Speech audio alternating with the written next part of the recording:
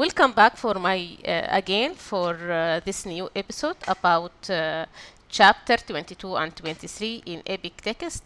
I will talk about infection prevention. Isn't just about protocols, it's about understanding the science behind how and why infection occur. This presentation breaks down 9 key topics from microbial strategies to host defenses, transmission risk, to healthcare safety design. So, pathogen cause disease by breaching the host defenses. They may adhere to tissues, release toxins, or invade immune response. The host counters with cellular immunity like neutrophils and T cells, and humoral immunity, including antibodies. Understanding these interactions help us predict infection risk. Secondly, transmission pathway and infection control. Pathogen is spread through droplets, airborne particles, contact, water, vectors, and more. Infection control strategies must be based on the transmission route for sure. So, using measures like hand hygiene, PPE, environmental cleaning, or isolation precautions, it's so important. So in the third slide, I will talk about colonization versus infection. What is a colonization and what is infection? So colonization means the presence of microbes without causing any harm. Infection involves tissue invasion and host response. So distinguishing the two guides clinical decisions and prevents unnecessary treatment for sure. So we should know what is the difference between two of them. Also, I will talk about immunocompromised hosts and their precautions. So, patients with weakened immune system need enhanced protections such as HEPA filtration and limited visitors and neutropenic diet.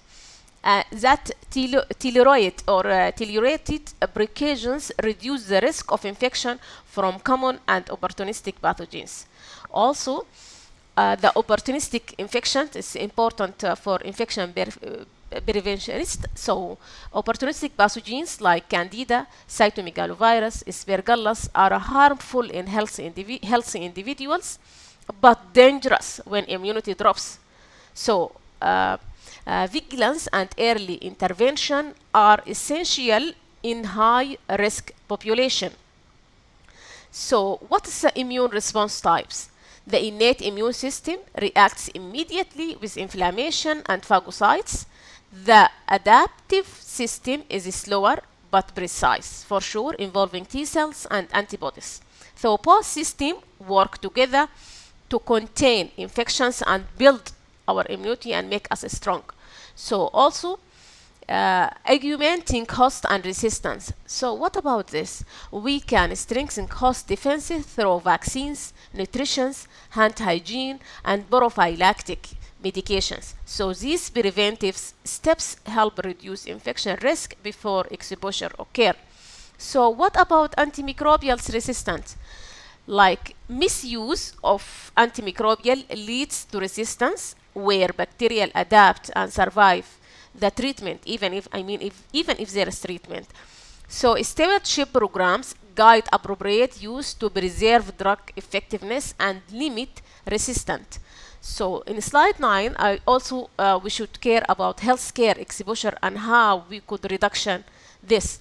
So healthcare settings oppose infection risk, engineering controls, disinfection protocols, and consistent staff practices help reduce exposure.